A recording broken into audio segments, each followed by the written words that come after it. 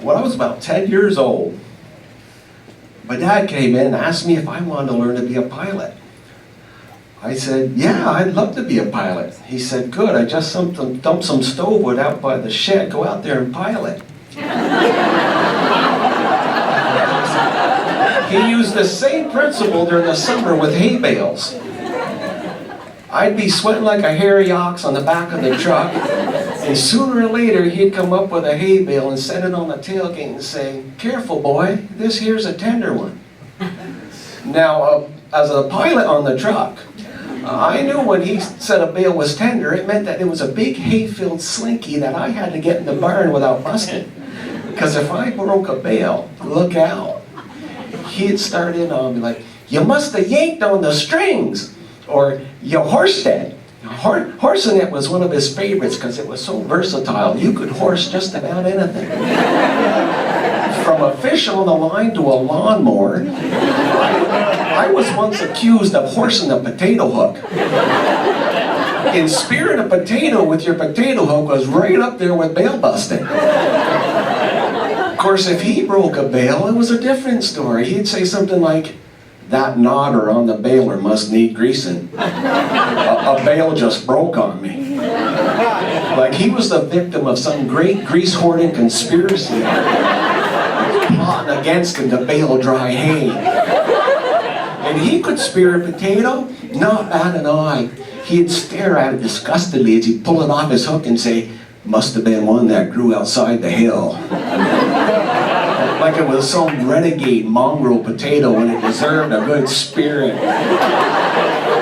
Of course, this was the same man that would chase us kids around the supper table with a big spoonful of horseradish. Because it was his brand of entertainment that he knew he could get away with because he was the head honcho of the family and his authority ruled supreme. Now, as his kids, we felt it was our sworn duty to evade, elude, and otherwise circumvent that authority. Especially as we became teenagers. Yes, sir. Because to try to outsmart my old man, outfox my old man, took a lot of nerve and grit. Because it was like trying to sneak sunrise past a rooster. Now, the greatest deception that I ever performed on the old man occurred in the summer of '73 when I was turning 16. That meant I would get a driver's license. Now, if you can drive, it just stands to reason that you can park with a girl. And I had one of those. Well, all I needed was a good secluded spot, and I found one in our camp driveway about 12 miles away. And for a while, things were great. I was having a gopher and soft dirt.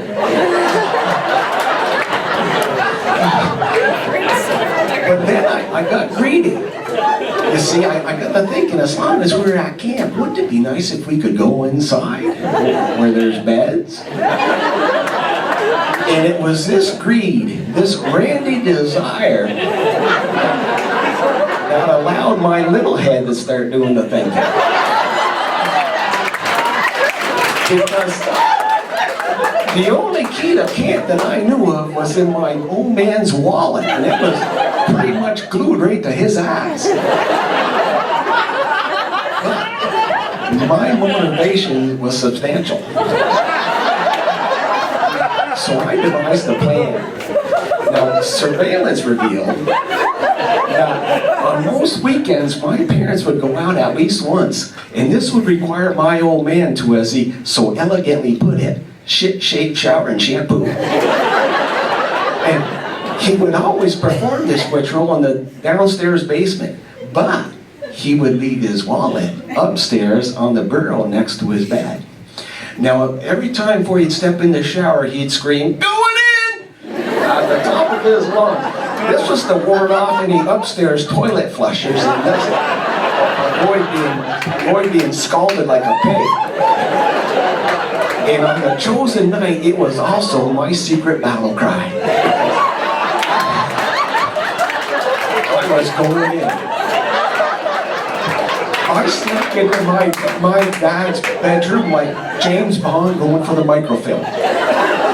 I started to reach for the wallet, and I paused for a moment. I almost thought it was rigged to go off. And then I picked it up, I take the key out, and I put it in my pocket, replace the wallet, leave the bedroom, jump in my car, blast up to Aubuchon's, have a key made, blast back, and I'm just getting ready to go to the bedroom, and I hear my old man coming up the stairs. I'm too late.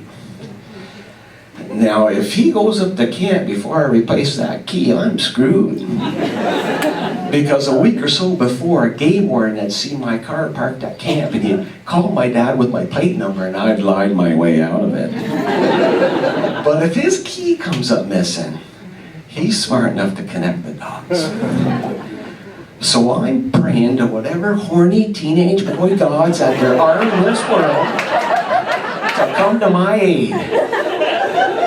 And I wait, and I bide my time. More importantly, I didn't horse it. And not only a week or so later did I restore the key, but I also restored my faith in the power of prayer. Because who knew that some old deer camp could become a sacred cathedral where a young man's prayers are answered? Thank you.